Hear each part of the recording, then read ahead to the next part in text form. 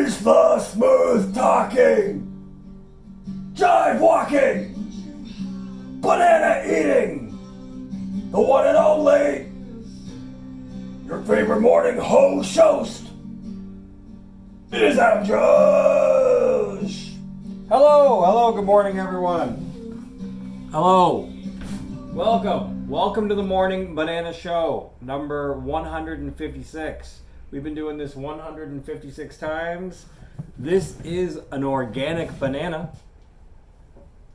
My name is Adam Josh. That's what my mama named me. Not that she can remember what she named me. Let's get into it. Today is Wednesday, August 9th, 2023. Here we are. I am here. And as I do with the Morning Banana Show, I welcome everybody. And then if there are any updates with my life's journey or anything worth talking about over a banana and a coffee, I do that. The show was a kind of a freeform. The show has been a freeform variety show because I've done many different projects and video things over the years where I have been kind of pressed or forced into time restraints, and I wanted the Morning Banana Show to be something where I didn't feel obligated to have these chats with you, so that when you're watching the Morning Banana Show, I want you to feel like one of my friends. Like we're talking together one on one. I'm not trying to convince you of anything. I'm not trying to sell you anything. I'm literally just trying to have a banana and chat with you. But if there's nothing worth chatting about, then I decided that I'm not going to do it. So years ago, I was on the road a lot, and I had to figure out ways to eat breakfast on the road, and I just got in this habit of eating bananas in the morning because I found it was a portable snack. And that was many years ago, and here we are. I did it so much I decided to start a show called The Morning Banana Show. I thought, well, I get up in the morning, I have a few minutes alone before the world starts spinning, that I'll do this Morning Banana Show.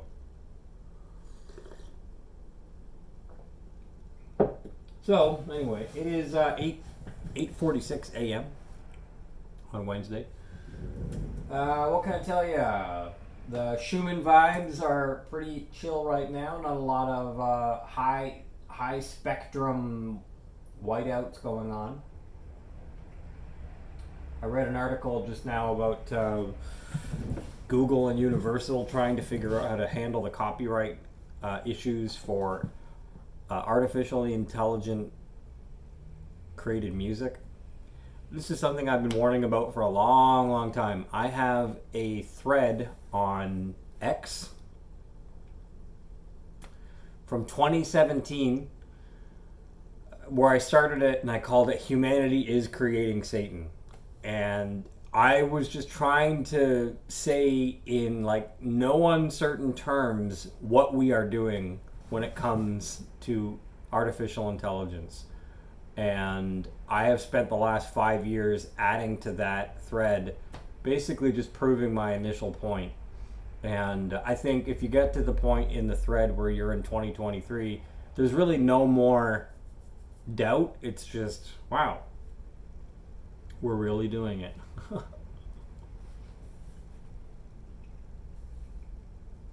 So that, yeah, I mean, the copyright claims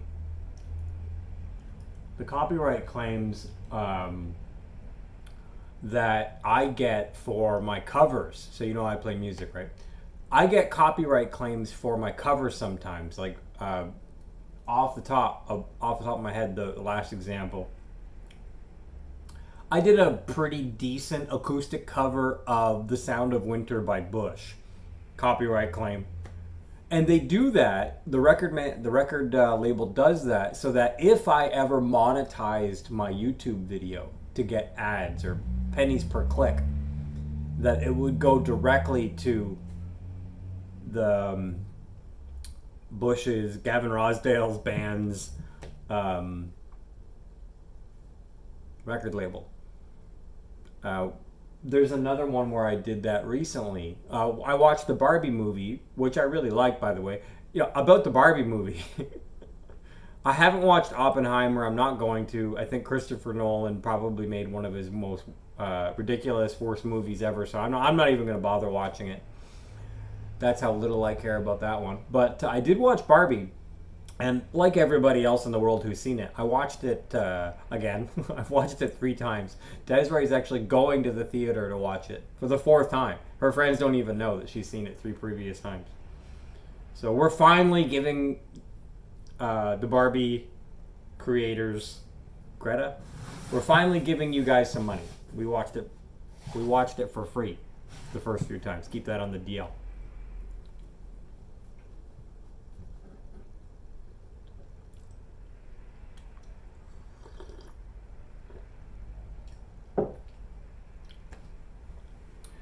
So there's a song that Ryan Reynolds, Gosling sounds right. He's playing as Ken, right? And he's playing a song. And he picks the best song ever by Matchbox 20, Push. It is literally... There's so much thought behind the movie, and, I was feeling the Kenergy pretty big time. So, as just another example of frivolous copyright claims, I covered Ken's cover of Matchbox 20 playing Push, and I just went on YouTube and did a ridiculous version of it. Maybe on the 3rd try I got it. I had played a couple fail takes, or practice takes, but about the third time I got it in a decent way. I didn't play the bridge, but I got through the song, and I'm laughing, and Desiree's sitting in front of me. We're just joking around. And literally, I checked the video 5 minutes later to see, has anybody watched this? And nobody usually watches my YouTube video content as far as audio music goes. So I check back later, and the first thing that I see is copyright claim. So Matchbox 20's record label has already issued a copyright claim.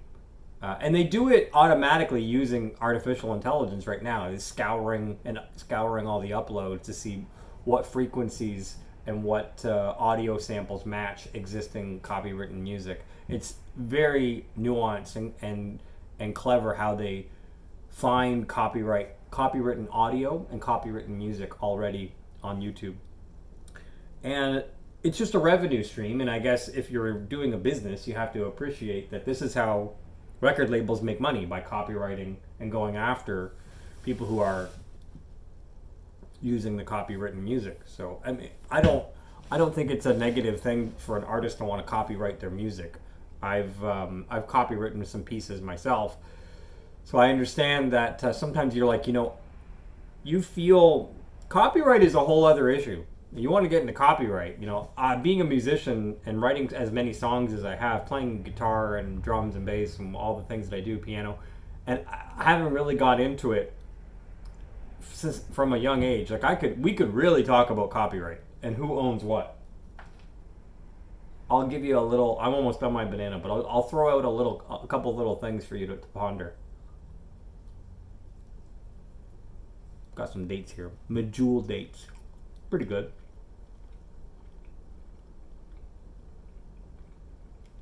The lawyers at Google and the lawyers at Universal Studios are going to have their hands full trying to figure out what to do with artificially intelligent created audio, songs.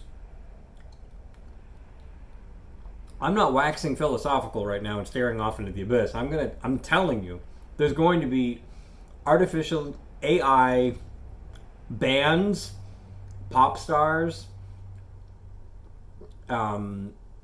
content creators, music creators, and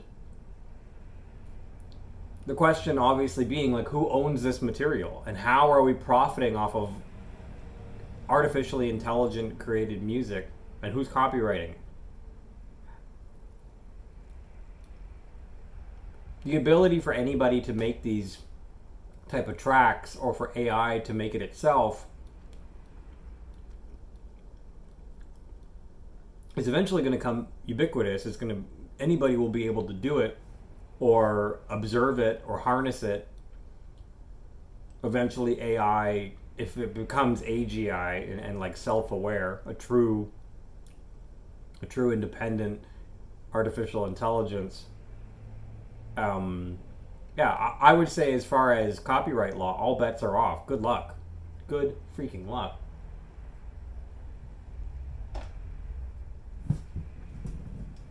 But knowing what I know just about these frivolous copyright claims that I get, I think the copyright lawyers for these record labels are going to go down kicking and screaming. They're going to try to figure it out because, I mean, this is how it's business. Again, this is how these guys make money. So you have to appreciate that they're going to try to make as much money as they can, as long as they can.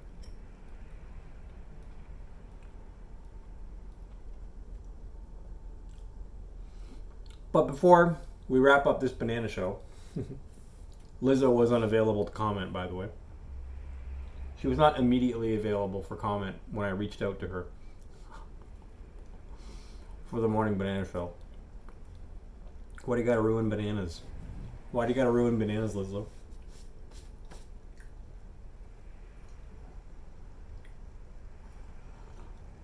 Some food for thought.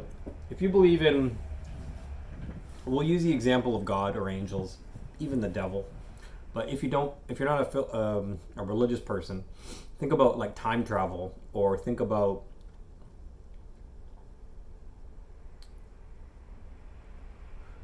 imagine that there is a being that exists outside of time, if that helps you.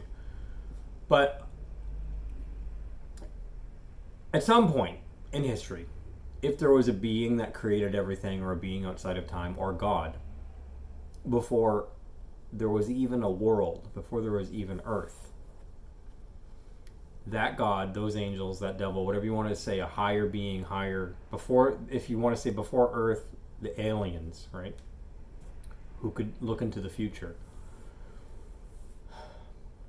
At some point, this higher being, before Earth, if this being had access to the future and knew how it was going to all play out,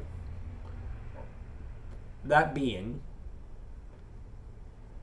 could have hummed the Star-Spangled Banner.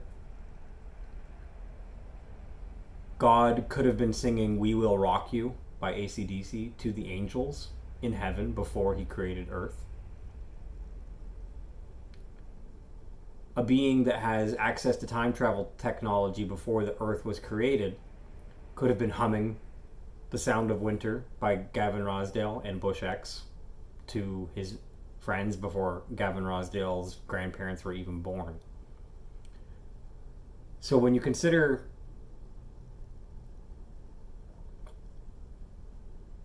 origination of music from that point of view, in the example of God could have hummed the Star-Spangled Banner to the angels before America was even founded as a country.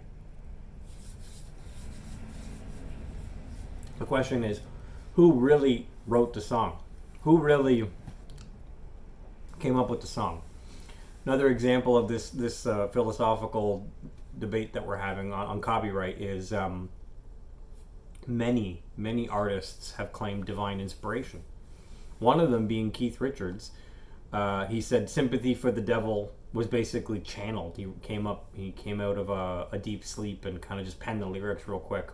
A lot of artists will look back at their work and they'll say that they didn't write it. They sure know how to copyright it, though. Their record labels sure know how to make money off of it, but the artists themselves will say, like, I channeled it. I've experienced this myself. You get into a flow state, and all of a sudden you're writing down lyrics, and you're like,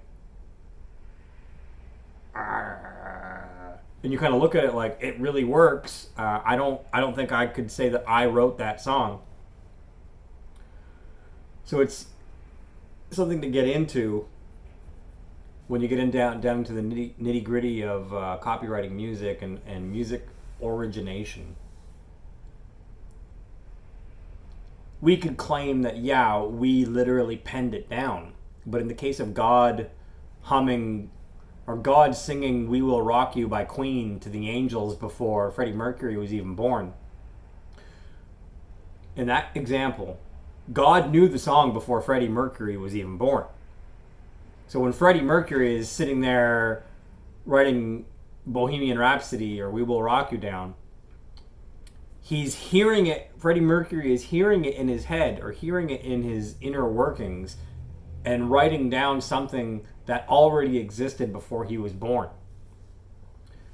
So how is it that we get to copyright works that other beings before we were born could hear and describe in great detail? I mean, God, if you want to think about God singing the Star Spangled Banner to the angels, he could have written down the chords. He could have written down the lyrics. Look, this is the Star Spangled Banner. One day they're going to sing it as the national anthem in America. And the angels might have been like, oh, whatever, God. Yeah, and then so we copyright this stuff all these years later, and an artist claim the right of origination. They say I was the writer of this material, which is ironic because like a lot of artists say they didn't really write it. They might have penned it down, and they get to claim that they are the owners of the material. So copyright is a really strange thing, and I think AI created audio is really going to have some huge implications and ramifications for copyright lawyers and record labels in general. If the last 20 years hasn't shown the decline of the business model of the musician, the average musician, if that hasn't shown it clearly to you, I don't know. But musicians and artists have had to ebb and weave and change with the changing times. So this is just a great change for everyone, I would say, as far as AI created art and audio and music. So with all that being said, I'm gonna split. If you like my content, you can send me a gift, a tip, an e-transfer. I'm on Patreon. I have a PayPal account. You can e-transfer me money. Adam at adamjosh.com is my email address if you feel like just e-transferring me a donation. I like to support organizations like Code of Vets. I like to support people who meditate. I like to support the vegan community. That's where I give my money and time and energy and donations. So if you want to meditate with us at 11:11, you can. And if you want to follow me on X, I'm not into the gang signs or Illuminati rituals, but apparently Elon Musk is. So if you want to follow me on X, it's at adamjosh.com. I hope that you have a great day, and I'll meet you on the next Morning Banana Show. Take care of yourselves. Bye-bye.